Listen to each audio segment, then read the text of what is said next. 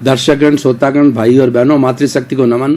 खास, विशेष, मनमोहक, हमें इंसानियत के सूत्र देने वाला, मानवतावादी बनाने वाला और विश्व की समस्याओं का समाधान देने वाला, योग दर्शन शिक्षा के बारे में बताने वाला, हमारी लाइफ स्टाइल, हमारा चरित्र निर्माण, हमारा व्यक्तित्व विकास कैसे हो इसके बारे में सूत्र देने वाला कार्यक्रम में आपका हार्दिक स्वागत है, अभिनंदन है, सत्कार है। कार्यक्रम हम जो भारतीय संस्कृति के मूल्य गिर गए हैं उनकी पुनर्स्थापना कैसे, उसके बारे में एपिसोड्स तैयार करके रोज आपके सामने प्रस्तुत करते हैं।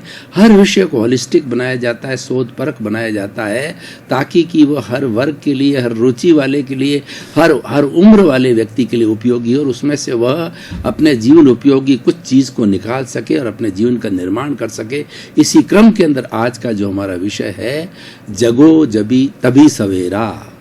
भाई और बहनों, दर्शकगण, श्रोतागण, बहुत ही सुंदर कहावत है कि जगे जबी सवेरा, यानी चिंता करने की आवश्यकता नहीं है।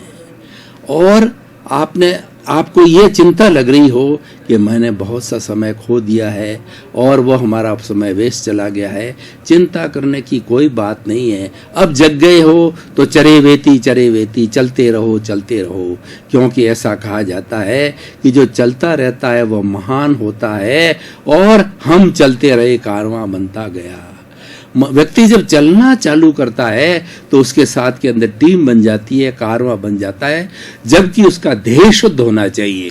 अगर हमारा साध्य अच्छा है तो साधन भी अच्छे मिल जाएंगे और साध्य की शुद्धि के लिए साधन शुद्धि बहुत जरूरी है। इसीलिए हम जो है वो चलते रहना चाहिए, यानी पुरुषार्थ करते रहो। अब पुरुषार्थ दो तरह का होता है, एक तो सुपुरुषार्थ और एक होता है कुपुरुषार्थ। सुपुरुषार्थ जो है हमें आगे ले जाता है, हमारा डेवलपमेंट करता है और हमें सबका सहयोग मिलता है। और इस कुपुरुषार्थ होता है, उसके अंदर गिरते जाते हैं हम, पतन होते जाते हैं और अधोगति को चले जाते हैं। देखिए, सुपुरुषार्थ क्या होता है कि व्यक्ति दूसरे का परोपकार करे, दूसरे की भलाई करे, सबको साथ लेकर के चले, सर्व कल्याण की बात करे, सर्वोदय की बात करे। जो सर्वोदय की बात करता है वो महान नेता होता है, क्योंकि वो सभी के भले के लिए सोचता है और सबके निर्माण के लिए बात करता है। महान वही होता है, लीडर वही होता है, नेता वही होता है जिसके अंदर सबको साथ लेकर चलने की कला होती है और वो सबका साथ, सबका हाथ, सबका साथ जो है और सबका विकास के जो है फॉर्मूले के ऊपर विश्वास करना चाहिए। जो लोग सामूहिक जीवन जीने के अंदर अपना अच्छा ध्येय मानते हैं, उनका विकास होता है। और दूसरा देखिए, कुपुरुषार्थ क्या होता है, व्यक्ति आतंकवाद के अंदर चला जाता है, व्यक्ति हिंसा में चला जाता है, व्यक्ति अपराध में चला जाता है, व्यक्ति जुआ में, वेश्यावृत्ति के अंदर और नशे में वगैरह में चला जाता है, या इन सब चीज़ों के लिए वह सहयोगी बनता है, या इन चीज़ों के लिए वो सामान बेचता है, या किसी भी तरह से इन कु जो है पुरुषार्थ को सहयोग करता है, वह व्यक्ति अधोपतन को जाता है, उसकी अधोगति होती है और गिरता ही जाता है। इसीलिए जगो जबी सवेरा का अर्थ है कि हमें चिंता करने की जरूरत नहीं है।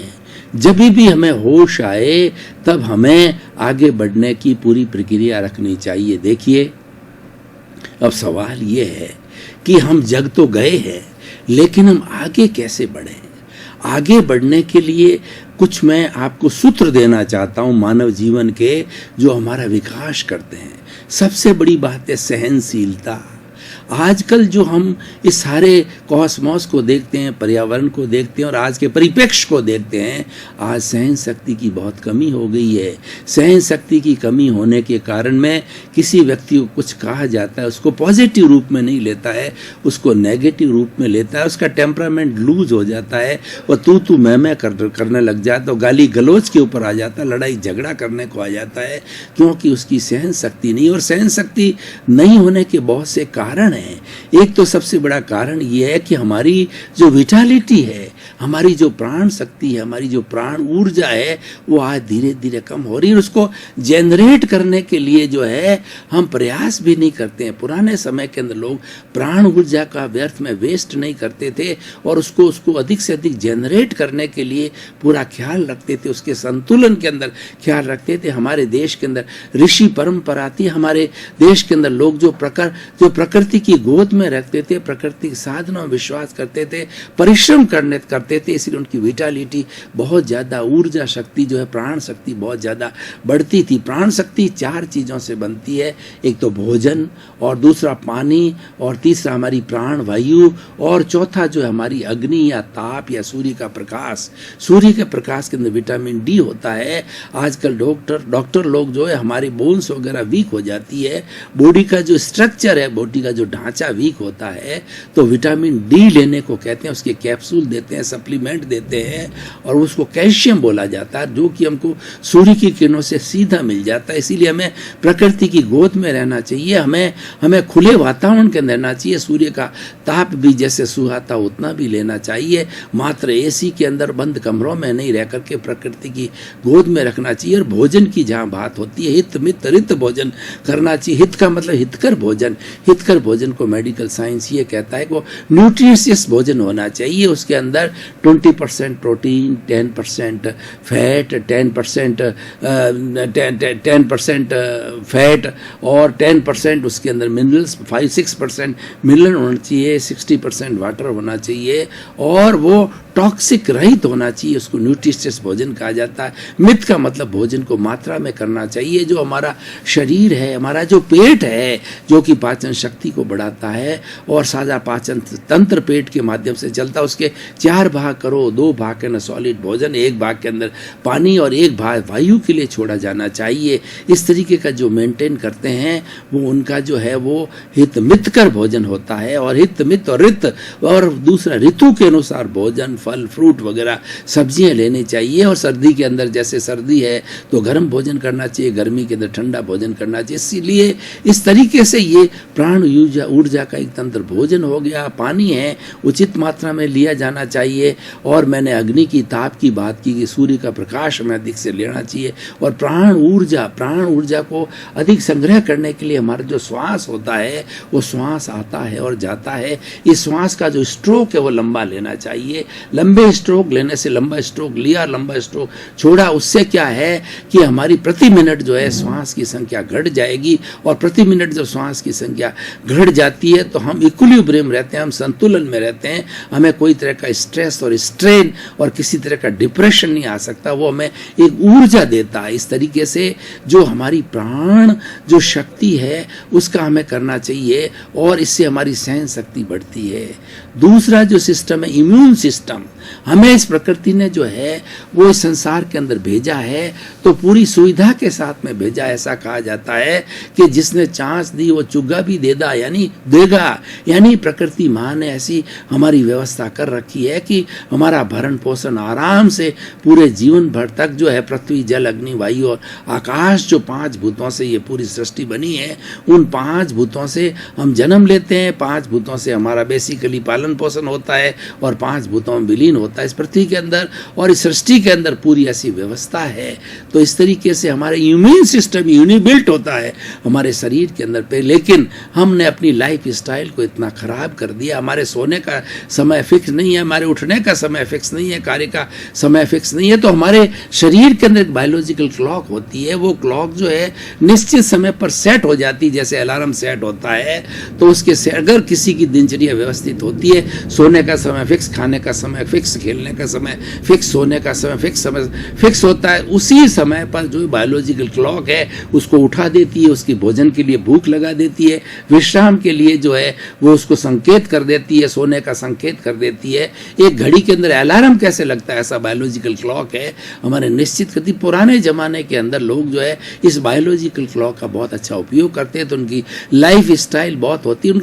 उनका जो है वो सारी लाइफ स्टाइल अच्छी होने की वजह से जो है उनका विकास बहुत होता था और थोड़े समय के अंदर बहुत बड़ा काम कर लेते। हम स्वामी विवेकानंद को देखेंगे, उन्होंने 36 वर्ष ही जीवन जिया, लेकिन 36 वर्ष के उन्होंने 36 शताब्दियों का जो है हमें संदेश दिया, हमारे कल्याण की योजना बताई। कैसे किया?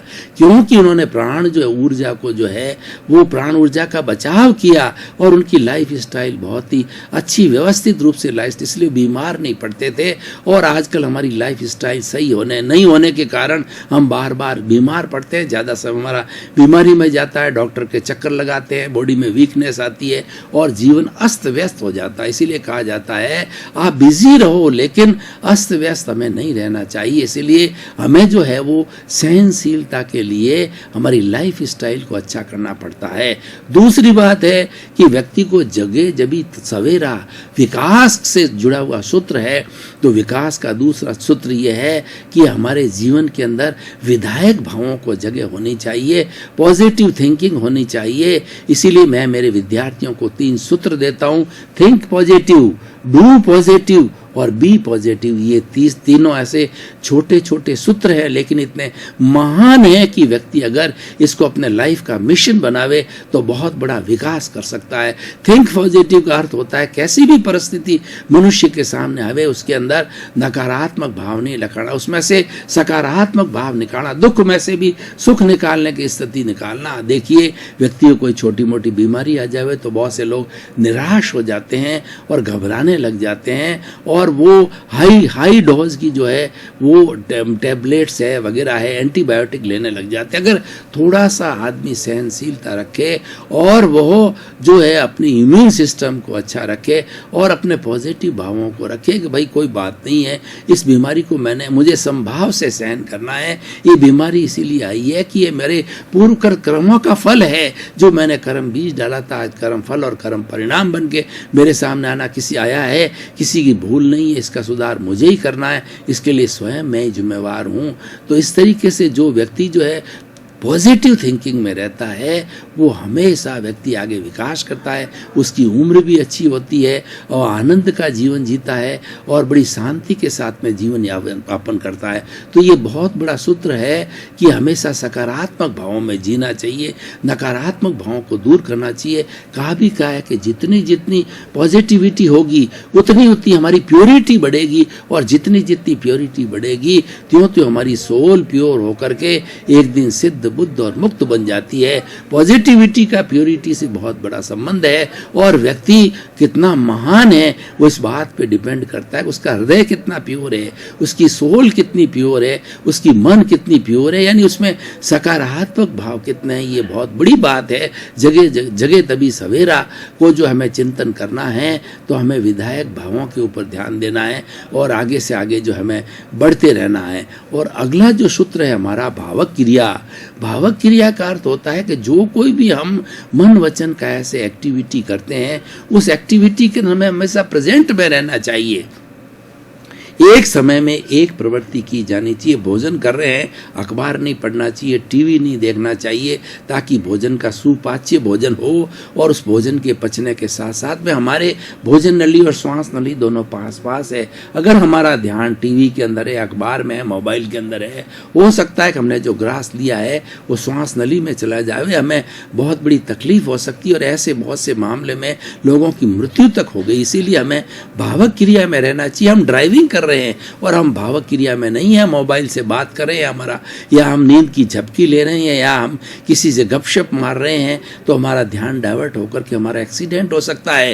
एक ट्रेन का ड्राइवर जो है अगर भावक क्रिया में नहीं रहता, प्रेजेंट में नहीं रहता, उसका सारा ध्यान जो है वो ड्राइविंग के अंदर नहीं रहता है तो बहुत बड़ा एक्सीडेंट कर सकता है।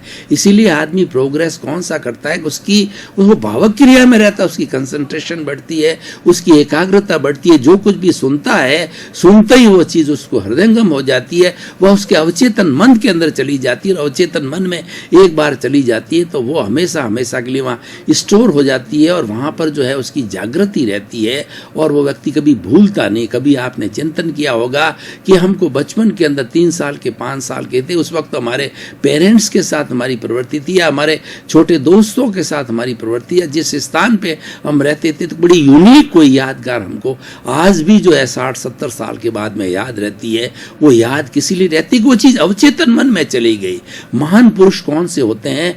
जो कुछ भी चीज़ वो पढ़ते हैं, लिखते हैं, बोलते हैं, ग्रहण करते हैं, वार्तालाप करते हैं, उसको अवचेतन मन के अंदर डाल देते हैं। अवचेतन मन के अंदर जिस तरीके से हमारे जो कंप्यूटर के अंदर जो वो चीज़ सेव होती जाती है, तो वह चीज़ उसके अंदर सेव हो जाती है, और सेव होने पर, आवश्यकता पड़ने पर उसका उपयोग भी हो जाता है, उससे जो है वो अपडेट हो जाता है, उससे लिंकअप हो जाता है, और वो व्यक्ति जो है सही समय पर सही निर्णय ले लेता है या सही बात कर लेता है। इसीलिए जो हमें हमेशा भावक क्रिया के अंदर रहना चाहिए, आगे बढ़ने वाले के साथ के अंदर है। और आगे बढ़ने के लिए सबसे बड़ी बात है कि हमें मैत्री की भावना रखनी चाहिए। देखिए, मैत्री एक ऐसा फॉर्मूला है जो व्यक्ति अगर विदेश में भी चला जाए, अपने समाज में वो कहीं भी रहे, अपने परिवार में रहे, और वो किसी को अपना शत्रु नहीं समझता है, तो सभी लोगों की, सभी आत्माओं के अंदर विराजमान वो आत्माओं को अपना निर्दोष आत्मा समझता है कि किसी का दोष नहीं, तो सबके साथ में उसका परम मित्र हो जाता है, उसका कोई शत्रु नहीं होता। जिसका कोई शत्रु नहीं होता है,